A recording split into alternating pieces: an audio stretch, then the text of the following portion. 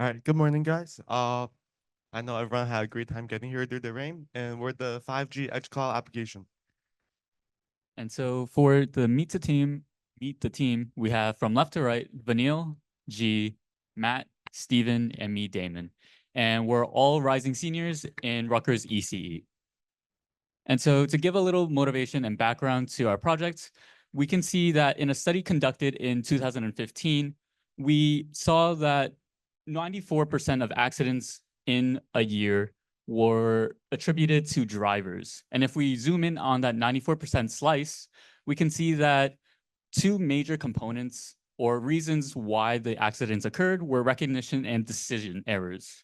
And so to really correct and to fix those errors, you can get and obtain more data from the vehicle to give to the driver for them to make more informed decisions. And so in this short term, it helps the drivers avoid these collisions and accidents. But what about autonomous vehicles? Okay, so here are three different scenarios where neither an autonomous vehicle on its own or human driver could successfully navigate and prevent a collision. For example, if you're going around a blind corner or you're going through fog, you might not have the information you need to avoid an accident. And say you're on an icy road and you go over an ice patch, there's no way to really see that coming. So our project sponsor at Verizon, they're working on trying to allow vehicles to collect data and actually communicate with one another so they can predict these things. And our project researches under the assumption that vehicles are allowed to do this. They can talk to each other and prevent accidents. So just to be more concrete, there's been a paper that tried to simulate a traffic system that had a certain percentage of cars that were self-driving and were able to communicate to one another. And they found that if you had just 25% of your cars on the road being self-driving connected, you can get around 12 to 50% reduction in traffic conflicts, where a traffic conflict is just any action that would lead to an accident. And if you look at the right, you can see 100% of cars being self-driving would lead to like a 90 to 94% reduction. So there's clearly a need for this. But the question becomes, how do you actually build the infrastructure for this? So there's two key technologies that have been prevalent within recent years. That's 5G, which is kind of the next generation of cellular communication. It provides very high speeds and low latencies. And this idea of edge computing, which is more of like a paradigm where traditionally all your compute resources are what are in data centers. This is cloud computing, right? And they are huge data centers, but they don't have to be close to where you are. Edge computers move these cloud computers, but with smaller amount of resources closer to the network, and you can get very low latencies, anywhere from like 2 to 10 milliseconds.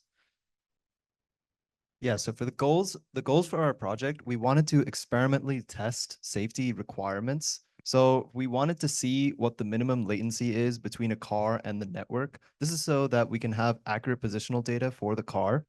We also wanted to make sure our edge computer's algorithm would have reliable and scalable implementation. And lastly, we wanted to test the network performance of like a high density of cars on our edge computer and whether the entire pipeline is still stable.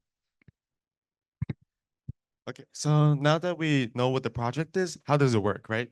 So there's three major components. The first is Carla. Another group actually uses this as well. And we chose this because it's an open source car simulator that will allow us to simulate virtual data from cars and send it to our second component, send it through our second component, which is our MQTT broker.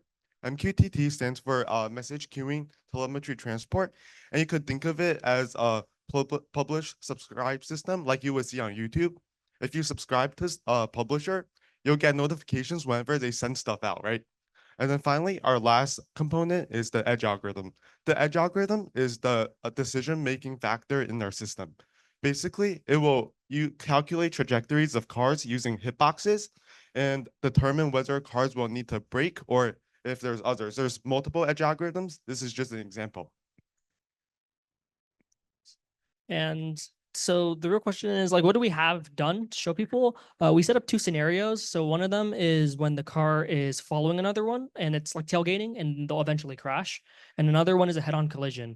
But the bulk of our project has been being able to set up the infrastructure so we can actually deploy to these edge computers, right? There's actual developer documentation that we have to work with. So an example is we use Docker so that Let's say you have a computer that you develop on, you can kind of copy it to the edge computer and everything works. And we also want to make sure everything's documented so that in the future, if we either revisit the project or new people get on board, that we can continue to work on it.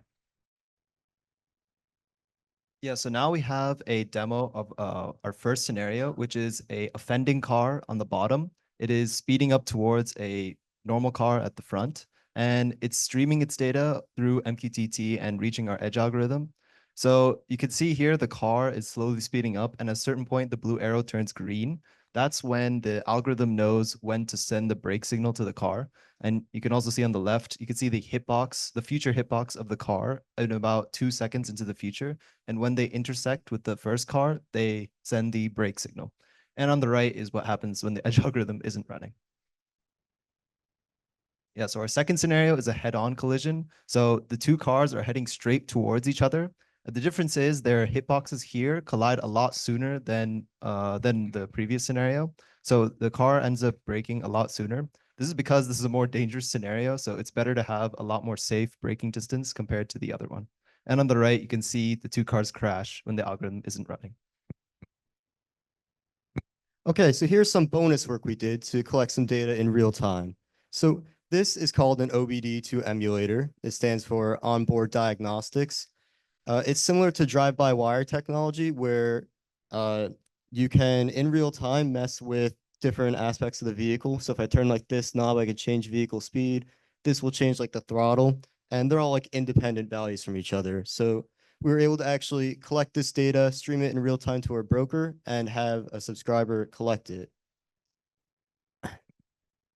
And something we need to look into in the future to actually understand the latencies and how long it takes for this data to be transmitted is this thing called precision time protocol. So basically, as you can see in this top image, say we have two clocks. The master clock is at 10 a.m. The slave clock is at 11 a.m. This means that there's a 1 hour offset.